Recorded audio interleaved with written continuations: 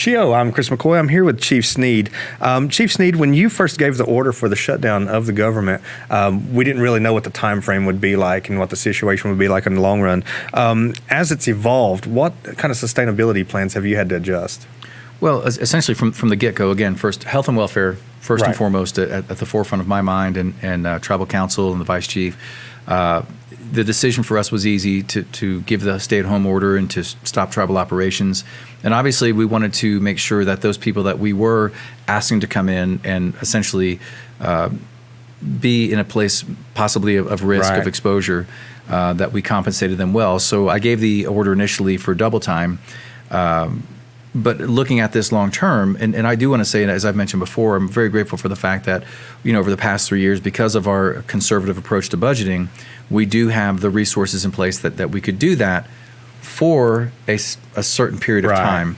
As with all things financial, there's not just this unlimited, open-ended cash flow, and obviously now we don't have revenue coming in from the casino with it being shut down as well. So what I've done is I've tasked the secretaries with, number one, keeping our number of employees who are working to a bare minimum. We've pared that down to probably about maybe 12% of our workforce now. But even those that are working, they're working very limited hours. So what I wanted to do was come up with a plan so long term, because we don't really know how long are we going to have to be shut down. Some experts are saying 3 months.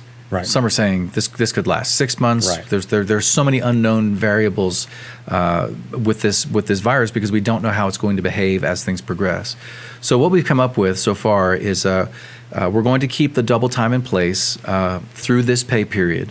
And then beginning April 12th, 2020, which is the next pay period after, we will no longer do the double time for those employees who are required to work. What we will do is we're going to step that down to time and a half.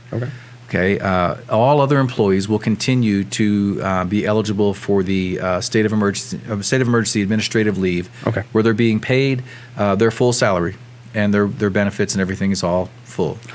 Then, if we're still in a shutdown by the pay period that begins on April 26, 2020, at that point what we'll do is for all of those critical and essential employees, they will be then at their regular rate of pay. All other employees who are still utilizing the state of emergency administrative leave will be paid at 85% of their rate of pay, which is 68 hours per pay period.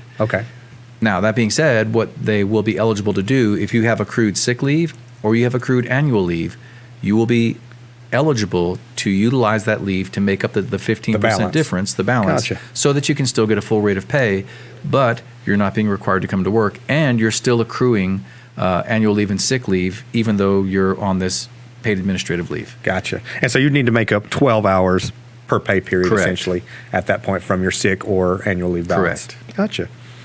Okay, so I think you did that for a reason, and it's about sustainability and fiscal responsibility.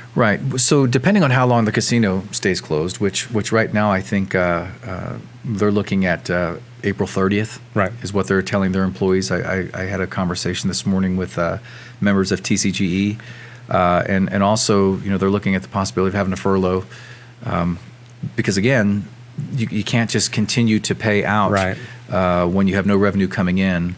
And so, they're looking at possibly the 30th, but we really don't know how long that's going to go.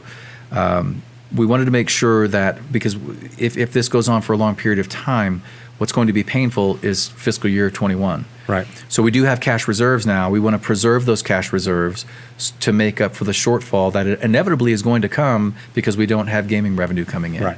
So we're trying to be extremely responsible to make sure that everybody has what they need, that their financial needs are being taken care of, but also that we have excess so that in fiscal year 21, where there's going to be a shortfall, there will be, that we can hopefully make up much of that loss with our excess that we've saved over the last 3 years of very fiscally conservative budgeting. Good. Okay. If folks have any questions, they can reach out to their managers and directors and get the questions answered for that as the upcoming pay periods happen.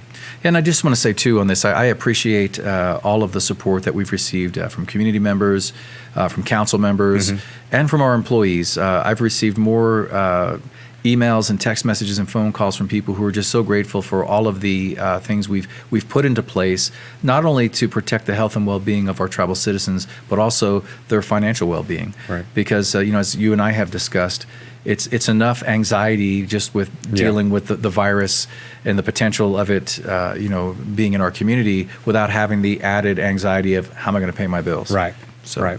Well, thank you very much. And if anything else comes up that we can update the public with on this, we'll be happy to do it here. All right. Thank you, Chris. Dede, dagahanya.